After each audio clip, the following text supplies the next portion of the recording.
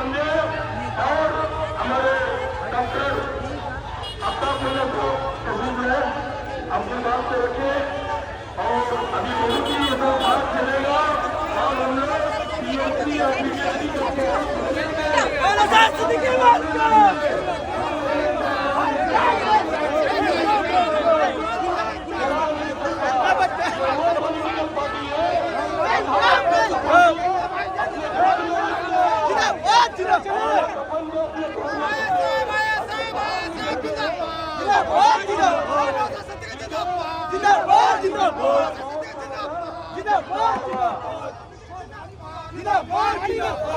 गाड़ी मारना को जाके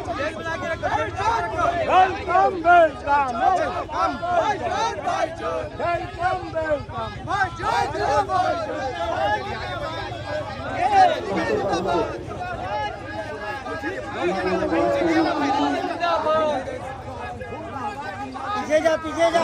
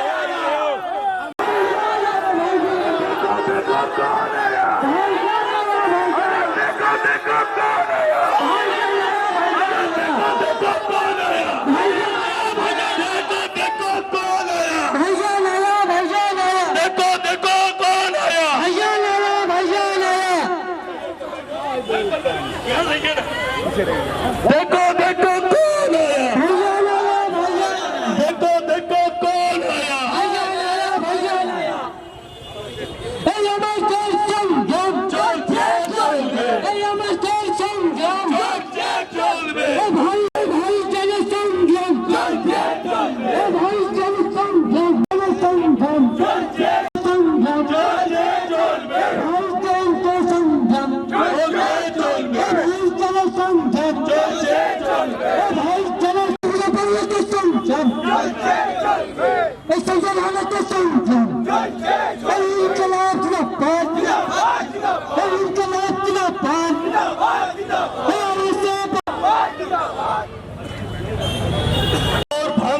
असेंबली के एमएलए तशरीफ ला चुके हैं लड़ने के लिए आपको हक दिलाने যেভাবে হোক বাধা দেওয়ার চেষ্টা হচ্ছে। এই এলাকার মাননীয় বিধায়ক সাহেবের নেতৃত্বে, পার্টির লিডারদের নেতৃত্বে বানচাল করার একটা চিন্তা ভাবনা ওনারা, সে সকল ভাইদেরকে আমি মাইকের মাধ্যমে বলতে চাই, সাথে সাথে এই এলাকার যিনি বিধায়ক আছে তিনাকেও আমি বুঝিয়ে দিতে চাই, বলতে চাই, বিধায়ক সাহেব আপনি ভুলে যাবেন না আমার পার্টির চেয়ারম্যান নওশাদ সিংহ, তিনি যে বিধানসভা থেকে জিতেছেন ভাঙড়, সেই জায়গায় আমার চেয়ারম্যানকে আইএসএফকে রোখার জন্য আপনার দলের মাননীয় মুখ্যমন্ত্রী মমতা ব্যানার্জি সর্বাধিক থেকে চেষ্টা করেছে, কেস দিয়ে রোখার চেষ্টা করেছে। আপনার মাননীয় মুখ্যমন্ত্রী পারেনি, রাজ্যের মাননীয় পুলিশকে কাজে লাগিয়ে একটা বিধানসভার মধ্যে ৬টা-৮টা থানা তৈরি করে পুলিশকে কাজে লাগিয়ে আমার চেয়ারম্যানকে নওশাদ সাহেবকে এবং আমার আইএসএফকে রুখতে পারছে মনে হয়।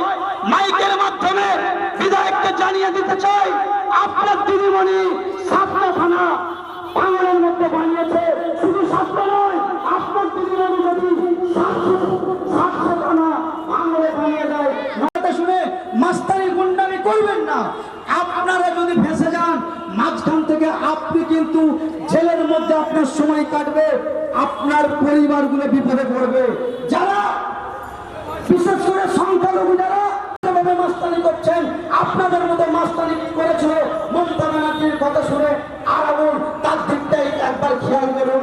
আপনাদের মতো মাস্তানি করেছিল একবার খেয়াল করুন। বিপদে পড়ে যাবেন, পাশে আপনারা কাউকে পাবেন না। তাই এই সকল দুর্নীতিগ্রস্ত নেতাদের কথা না শুনে সত্য পথে আসুন। নোংরা অন্যান্য রাজনীতির নেতারা অনেক কাজ, অনেক আশা দিয়ে ক্ষমতায় এসেছিল, ৭২ বছর পার হয়ে গেছে। স্বাধীন হওয়ার পর থেকে কোন দল কিভাবে দেখেছি নওশাদ সিদ্দিকী সাহেবকে এবারে আইএসএফকে ভোট আপনারা কেন দেবেন, এই প্রশ্নটা থাকতে পারে। আইএসএফকে ভোটটা এই জন্য দেবেন, পশ্চিমবাংলায় ২৯৪টা বিধায়ক আছে, আপনি দেখাতে পারবেন গিয়ে পৌঁছায়। হাওড়া জেলায় আনিস খান যখন इंडियन सेकुलर फ्रंट के पार्टी चेयरमैन और भांगुर असेंबली का इस्तकबाल करने के যাচ্ছেন ১,২৮,০০০, প্রায় ১,২৯,০০০ হিন্দু হিন্দু ভাই ভাই স্লোগান তুললেও শুভেন্দু অধিকারী একবারের জন্য বলছে না যে সোনার দাম কমাতে হবে। অন্তত ধর্ম পালন করার জন্য আমার হিন্দু ভাইরা মায়েরা যাতে কম দামে সোনা কিনে তাদের কাছে এই দিনটা গুরুত্বপূর্ণ আছে সেটা ঠিকঠাক পালন করতে পারে, সেখানে কিন্তু কথা নাই। কারণ যে সমস্ত সোনা ব্যবসায়ীরা আছে ইন্টারন্যাশনাল লেভেলে যারা ব্যবসা করছে, খোঁজ নিয়ে দেখুন কলমে ইলেকট্রাল বন্ডের নামে শুভেন্দু অধিকারীদের মানে যারা দিল্লি সরকার চালাচ্ছে তাদেরকে দিচ্ছে, আর এখানে সোনার দাম বেরিয়ে আমাদের এলাকার হিন্দু গরিব মায়েদের हवा बना के रखे हैं।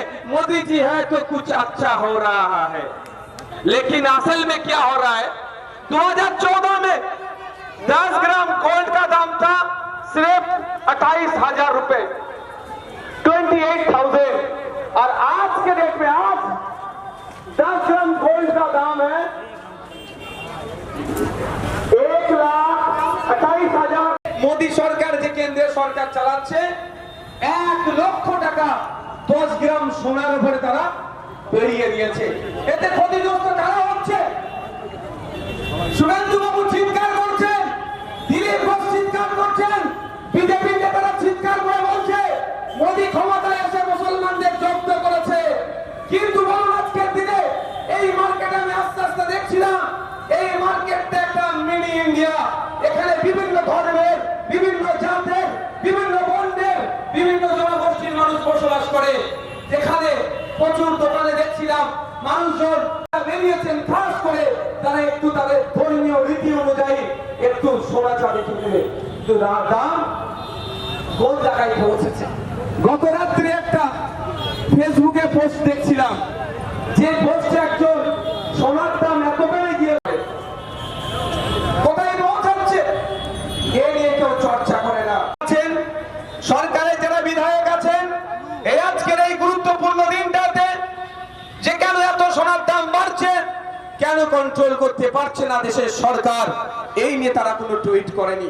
হ্যাঁ, ধর্মীয় উৎসব উদযাপনকে শুভেচ্ছা জানাচ্ছে, কিন্তু কিভাবে তারা কত কষ্টের মধ্যে দিয়ে ধর্মীয় উৎসব উদযাপন মনে করে প্রত্যেকটা যে ধর্ম আছে, ধর্মের মানুষ, বর্ণের মানুষ, জাতের মানুষ তার নাগরিক অধিকার নিয়ে বেঁচে থাকুক।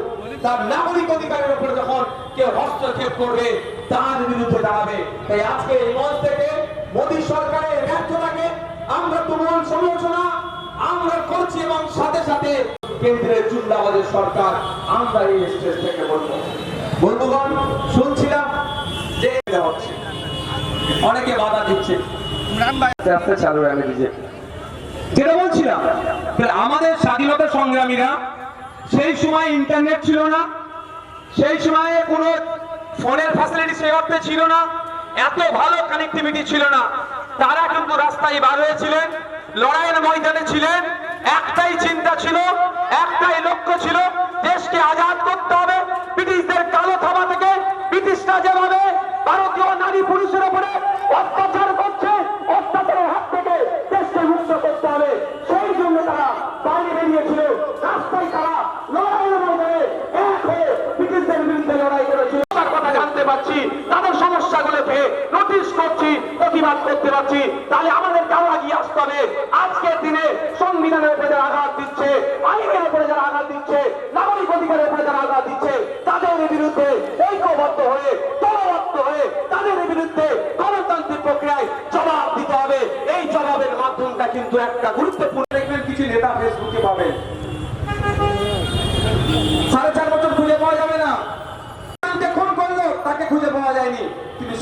বছর পরে এখন সে কথা বলবে, এটা থেকে সজাগ সতর্ক থাকতে হবে।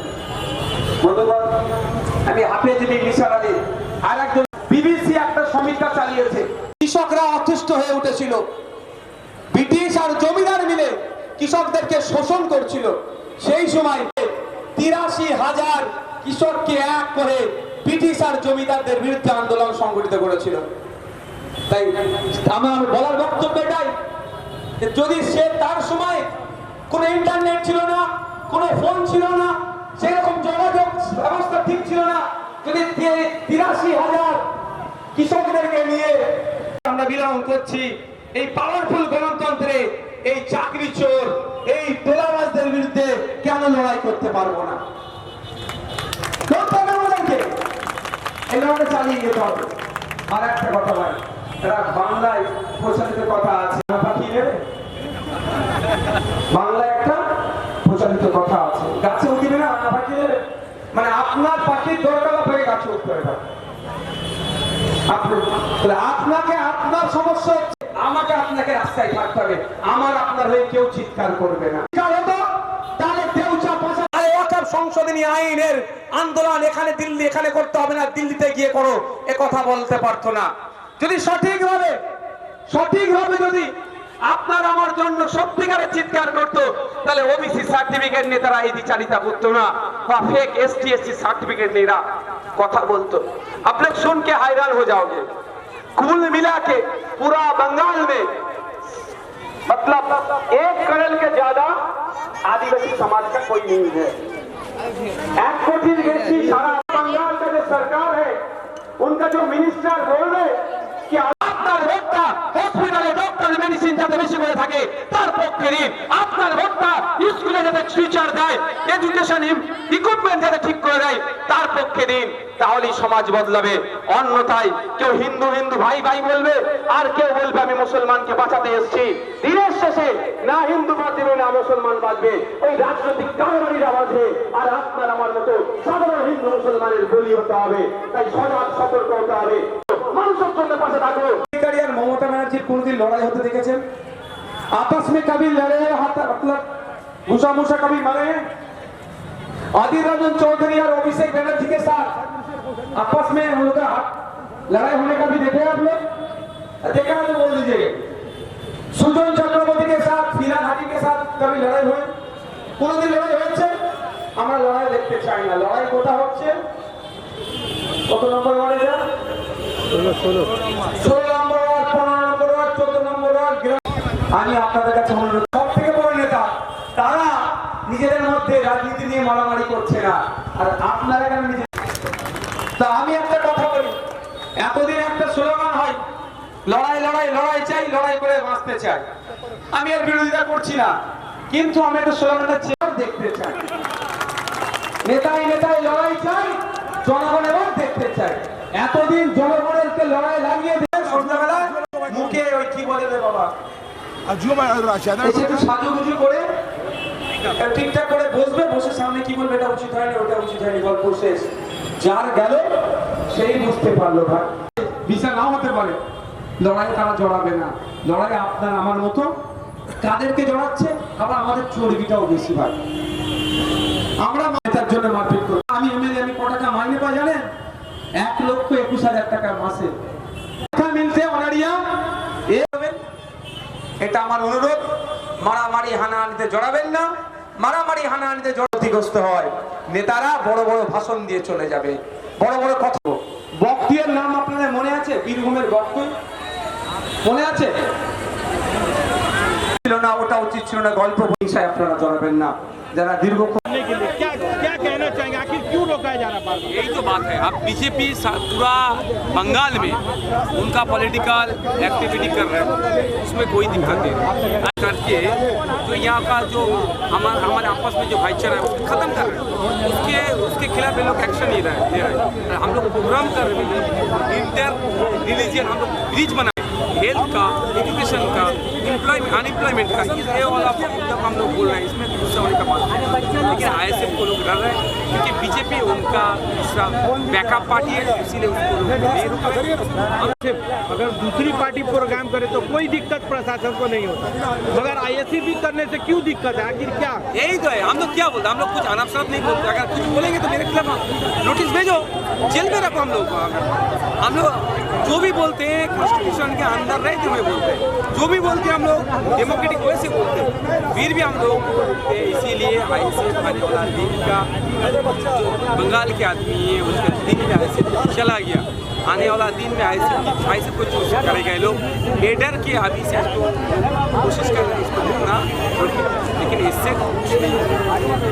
हावड़ा में देखा जा रहा है कि आईएसएफ का पैर दिन पे दिन बढ़ते जा रहा है, तो आप अपने कार्यकर्ता को क्या कहेंगे? आज बढ़िया से काम करें, सिर्फ हावड़ा नहीं है, आप साउथ बंगाल, नॉर्थ बंगाल देखिए, जहाँ पे आप जाओगे मुश्किल ऐसे ये हमारा कार्यकर्ता अच्छी तरह से काम कर रहे हैं। इसीलिए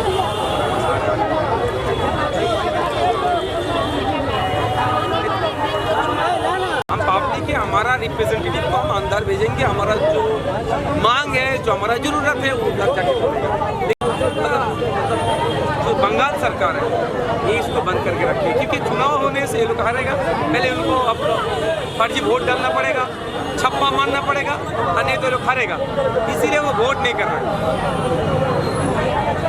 और यहाँ पे हमारी जो माँ बहनें हैं, आराम से आप लोग लाइन लगा के ले, सबके लिए है, जिसके पास कूपन है सभी को मिलेगा।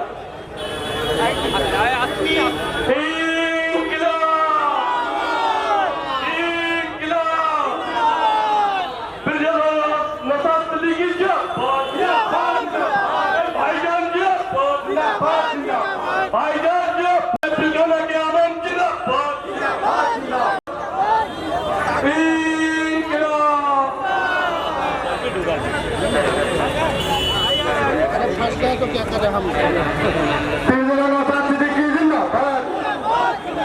छोटा भाईजान जिंदाबाद, पीरजादा नौशाद सिद्दीकी जिंदाबाद,